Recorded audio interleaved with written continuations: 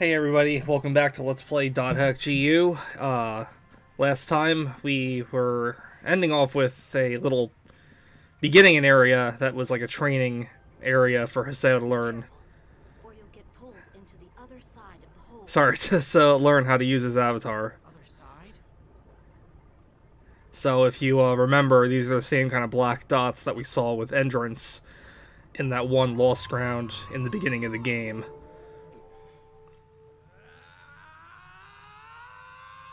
No.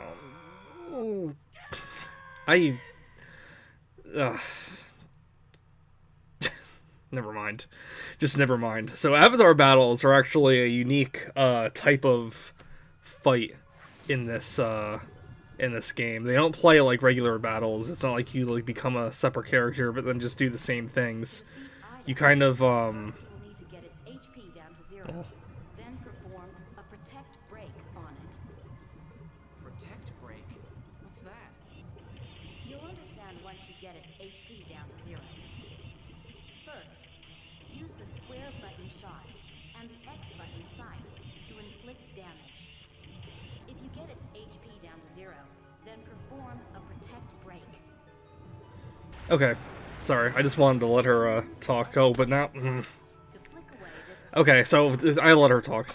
She'll have to just deal with it if she has something else to say. So you're kind of like in this 3D realm. I forget what they call it, but it's kind of like those separate areas where you fight the phases in the first series, except not nearly as interesting. Because, God forbid I give you credit for something over the first game. But, it's not, like, completely 3D. You can't, like, move up and down. You can just basically move left and right.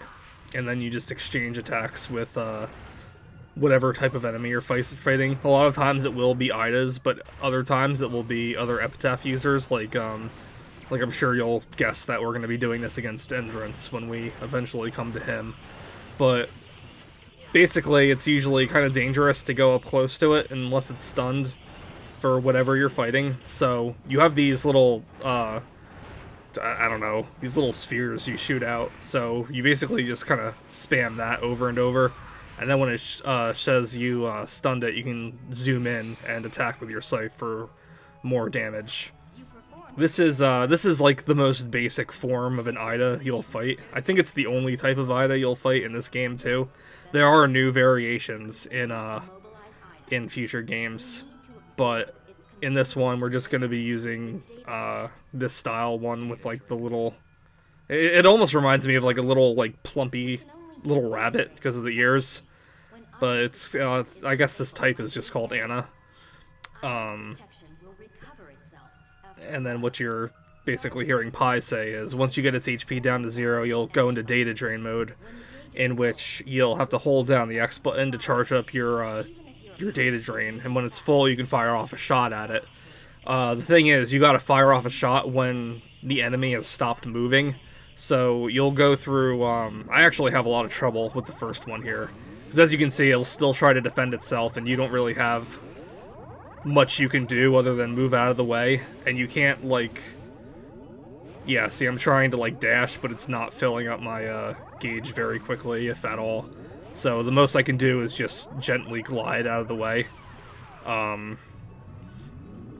So once it stops doing this attack, it'll like pause for a couple of seconds, and that's your chance to really fire a shot at it. It's kind of like one of those situations where fire where it's going to be, so you're gonna, sometimes you have to like kind of check out its pattern a couple of times to figure out when a good time to fire off your shot is. And some will be a bit more easier than others. I'm having a hard time with this one because this is the first time I'm doing one of these avatar battles in like years and years. They don't all go nearly this bad.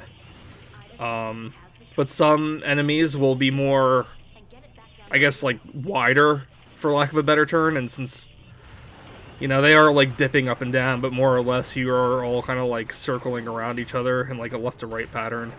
So the wider enemies are a lot easier to data drain just because you have a bigger space that they can get at. Sometimes you can just like fire it while they're moving and you'll just be able to hit them just because of how wide they are. But I like these battles a lot. I don't really care for the transformations. That's why I was kind of like, oh geez, when Haseo was calling forth Skaith. I don't know.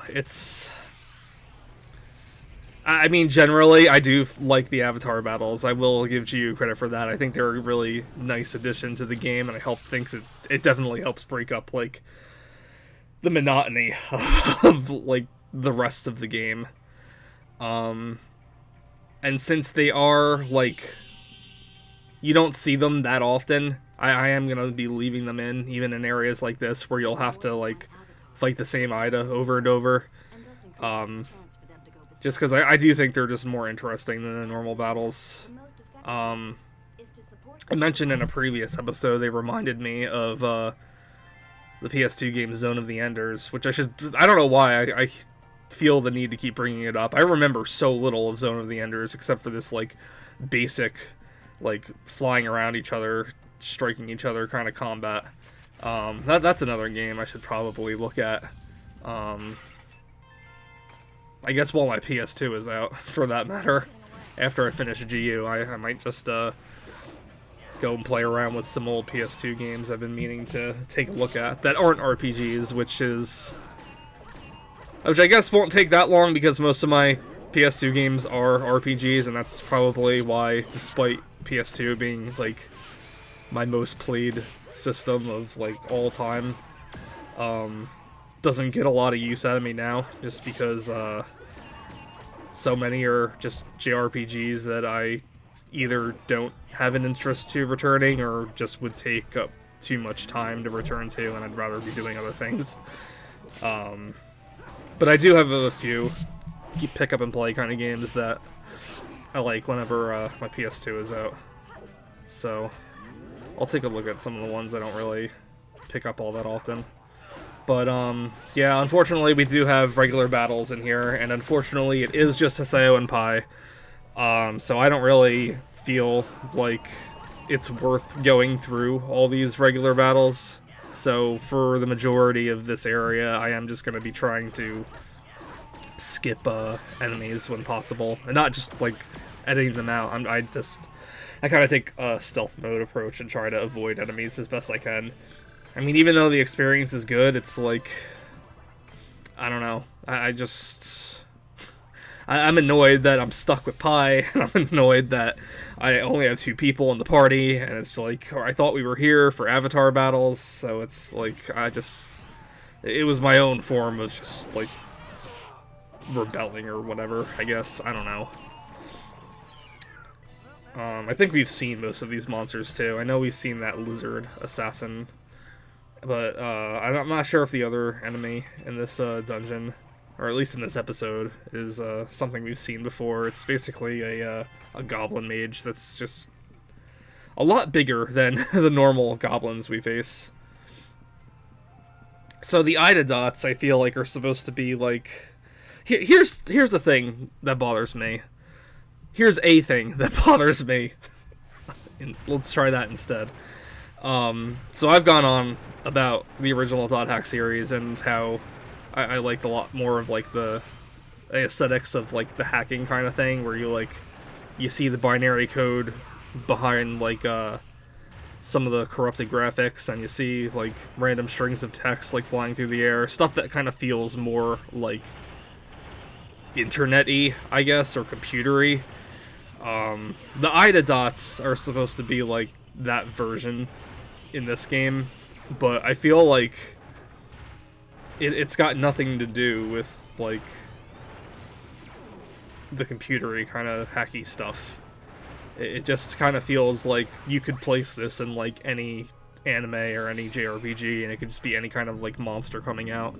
And that's what it, like, really feels like as a whole for GU. It kind of feels like this story just... It feels like it should have just not been a dot hack thing. It should have just been its own JRPG. Because a lot of the story elements in here just really don't make a lot of sense when you're taking into consideration that this is supposed to be a fictional online game that the world is taking place in.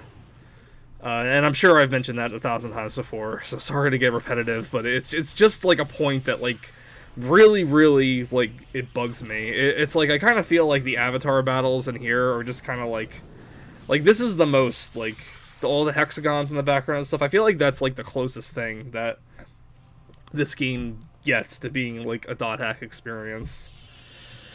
So it always just kind of like frustrates me that happens.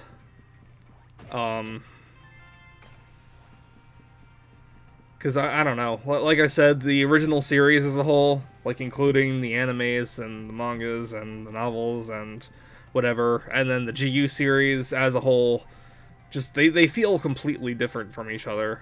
And it's like, I don't know. I don't want to say one's better than the other, even though you guys can probably tell I prefer the first series over the other. But I mean, I feel like the GU series has a lot of appeal to different types of people too. So, you know, I guess it's like to each their own in that regard. But it's just kind of like, I don't know. It's kind of frustrating when it just doesn't really feel too much like a dot hack game, because the rest of the game kind of feels like it's just trying to like, you know, be another JRPG. You know, for like better or worse. I'm not gonna like knock it or anything, knock JRPGs in general for a lot of their stuff. I mean, I do get like super sick of their tropes and everything like that, but I mean, you know, they can still be fun. And GU is still fun, as much complaining I've done about it. I've been still enjoying playing the game. It's, you know, it's, I don't know, it's like a good game to just kind of like zone out to when you're just going through areas and picking up treasure and fighting monsters. But I do wish like there was just, I don't know, since GU seemed to like place more of an emphasis on, I don't want to say story, but storytelling, like the process of its narration in general. It just seems to focus more on that than the first series did. It's just kind of disappointing, just like how much of it seems like just filler and has nothing really to do with dot hack at all. I don't know. That's my 2 cents about it. But the Avatar battles, like way back before I just started this rant, the Avatar battles, I feel like maybe it's because the avatars themselves are all representations of the 8 phases from the first series. Skaith is probably going to be the most familiar looking one, because I feel like most people that have had any experience with dot hack probably just played the first game in the first series. And, you know, Skaith was at the beginning of that series and was like, he kind of like instigated the whole thing with Kite trying to track down what caused Orca to fall into a coma. He was like, I don't know, I don't want to say like the main villain, but for lack of a better term, he was like the main villain in the first game, or I guess the main goal in the first game, because it's not like he's like a recurring villain that you fight again and again. He's just like the only clue you have and you're trying to track it down. But Skaith and in the first series and Skaith in GU, the Avatar, look extremely similar to each other. That's not going to be the case with all the avatars. Some will look more like the original phases than others, and some will just take on the appearance of their character that has them. But I don't know. I guess just like, just because I'm so used to fighting the phases in the first series, I guess it just kind of feels familiar, and that's why I think about like the Avatar battles being more like dot hack related than other things. But I don't know, like the dots here. I just talked about the dots. I don't want to talk about it again, but yeah, I don't know. It's always frustrating for me to talk about. Yeah, sometimes in these Avatar fights, it's they'll tell you what you can do to certain attacks. Like he just fired off all those shots at you, and it had the X button underneath them, so it's telling you that you can slash those away. Like here, it'll tell you can get up close and slash it when it's stunned. It'll tell you when to evade stuff. you know, it may seem kind of handholdy, and you know that's a fair complaint. But on the other hand, since you don't do these avatar fights very often, not to mention it does kind of feel like a completely different game when you're playing it compared to the rest of the game. I don't mind that it's there so much, because it's like, I don't know. Like I said, GU isn't a very difficult game, so forcing you to get stuck in one of these battles and replaying it over and over just to memorize patterns and stuff just kind of feels like even just like really out of place and just kind of inappropriate. But yeah, I don't know.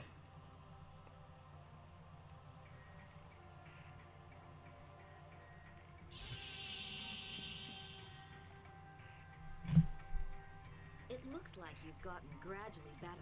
Now, this is the last part. Yes, ma'am. Yes, this is Pi. Is there a problem? Why Detected epitaph user. why does she say this is Pi? Yes, sir. Like, it's Yada that's talking to her, right? Like, Yada would know it's Pi. Understood. It's like not like Pi is like calling him and checking in with him. What's up? The IDA signal in this area is steadily rising. Uh-oh. Why? If we knew, we wouldn't work this hard. Oh? I had considered the possibility that the epitaph's power was affecting IDA. But we've got too little data to know for sure. So, we've got to gather more data. Good. You caught on quickly. Just to make it safe, we're going to defeat the last IDA with my avatar. You got it? Roger that. Don't worry. I'll leave everything up to you, ma'am. Okay. Well, so next time we're gonna go figure out, jeez. We're gonna go finish the rest of the area and see what happens with Pi taking care of the last, IDA signal in the area.